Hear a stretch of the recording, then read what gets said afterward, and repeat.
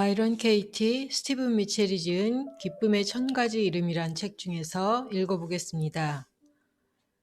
통제될 수 없는 듯한 세상에 우리는 어떻게 반응하나요? 세상이 그런 식으로 보이는 이유는 세상이 정말로 통제될 수 없기 때문입니다. 우리가 원하든 원하지 않든 태양은 떠오르고 토스터는 고장나고 일하러 가는 당신은 누군가가 방해합니다. 우리에게는 통제권이 없습니다.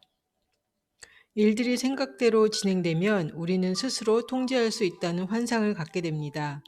그리고 일들이 그렇게 되지 않으면 우리는 통제력을 잃었다고 말합니다. 그리고 이 모든 것을 초월한 어떤 깨달음의 상태에 우리가 다시 통제권을 갖게 될 것이라고 상상하는 그런 상태를 추구합니다. 하지만 우리가 정말로 원하는 것은 평화입니다. 우리는 통제권을 갖거나 깨달음을 얻게 되면 평화를 찾을 것이라고 생각합니다. 1986년에 현실로 깨어나기 전에 나에게는 통제를 위한 상징이 있었습니다. 그것은 아이들의 양말이었습니다. 매일 아침 아이들의 양말은 바닥에 놓여 있었고 매일 아침 나는 아이들은 양말을 주어야 해 라고 생각했습니다. 그것은 나의 종교였습니다. 나의 세계는 점점 더 통제 불능 상태에 빠져서 내 마음속에서는 어디에나 양말들이 있었습니다. 내 마음은 분노와 우울로 가득 차곤 했습니다. 왜냐하면 양말들이 거실 바닥에 있지 않아야 한다고 믿었고 양말들을 줍는 것은 아이들의 할 일이라고 믿었기 때문입니다. 나는 양말이라는 상징을 사용하였지만 당신의 경우에는 똑같은 생각이 환경이나 정치, 돈에 적용될 수도 있습니다.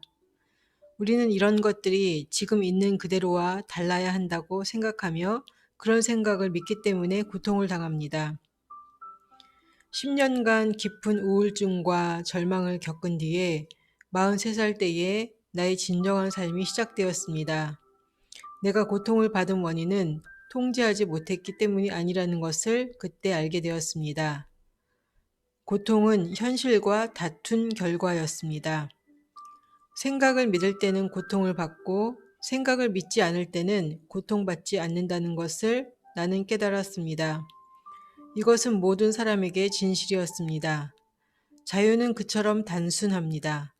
고통은 선택하는 것임을 알게 되었습니다. 나는 내 안의 기쁨을 발견했으며 그 기쁨은 한순간도 사라지지 않았습니다. 그 기쁨은 모든 사람 안에 언제나 있습니다.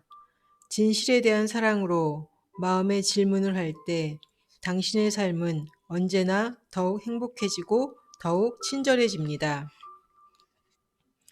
탐구는 고통받는 마음이 현실과의 다툼으로부터 빠져나오도록 돕습니다. 탐구는 우리가 끊임없는 변화와 함께하도록 돕습니다. 결국 우리가 좋아하든 싫어하든 변화는 일어납니다. 모든 것이 변합니다. 그렇게 보입니다. 하지만 변화가 어떤 식으로 이루어져야 한다는 생각에 집착하면 통제하지 못하는 상황이 불편하게 느껴집니다. 탐구를 통해 우리는 통제할 수 있는 영역, 즉 생각으로 들어갑니다. 예를 들어 세상이 어째서 미쳐가는 것처럼 보이는지에 대한 생각에 질문을 합니다. 그러면 그 광기는 결코 세상 속에 있지 않으며 우리 안에 있음을 알게 됩니다.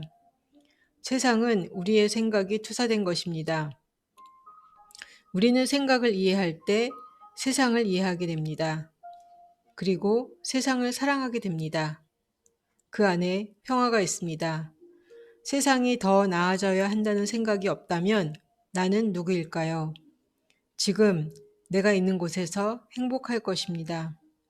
햇볕을 받으며 의자에 앉아 있는 여자. 아주 단순합니다. 내 아이들은 이제 자기의 양말을 줍는다고 말합니다. 그 아이들은 이제 이해하며 조건 없이 나를 사랑합니다. 내가 고요해질 때 그들은 자기 내면의 말을 들을 수 있기 때문입니다. 내가 어떤 매듭을 풀면 그들에게서도 풀립니다. 왜냐하면 그들은 나 자신이며 내가 믿었던 대로 살고 있기 때문입니다. 겉으로 보이는 세상은 메아리와 같습니다. 메아리는 나에게 43년 동안 나갔고 이제는 돌아오고 있습니다. 그 모든 것은 하나의 호흡 같고 하나의 호수 같습니다. 호수에 조약돌을 던져 생긴 잔물결들이 계속 퍼져가다 이제 돌아오고 있습니다. 나는 혼란에서 빠져나왔고 내 아이들도 그러고 있습니다.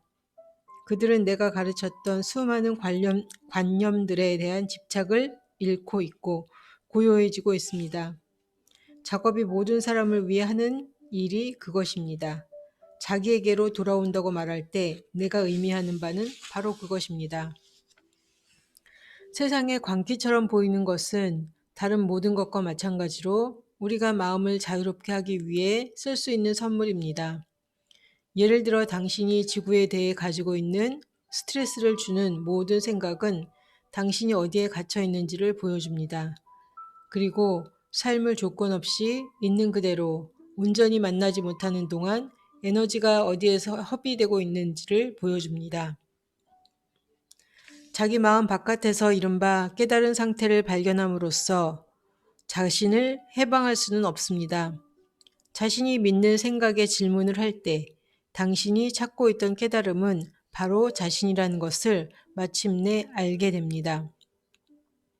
지금 있는 것, 모든 것, 폭력과 광기로 보이는 것까지 포함하여 지금 있는 것을 사랑할 수 있기 전까지 당신은 세상에서 분리되어 있으며 세상을 위험하고 두려운 것으로 보게 될 것입니다.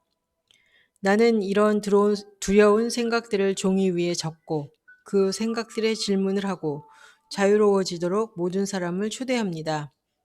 마음이 자신과 전쟁을 벌이지 않을 때는 그 안에 분리가 없습니다. 나는 63살이고 한계가 없습니다. 만약 내가 이름을 갖는다면 그것은 섬김일 것입니다. 만일 내가 이름을 갖는다면 그것은 감사일 것입니다.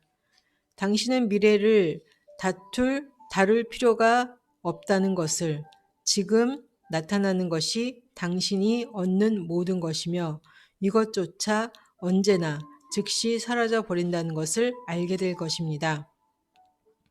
그리고 현실과 벌이는 전쟁을 그만둘 때 당신은 어떤 통제도 없이 변하는 그것입니다.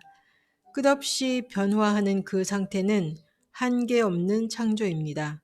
설명할 수 없이 아름답고 효율적이며 자유로운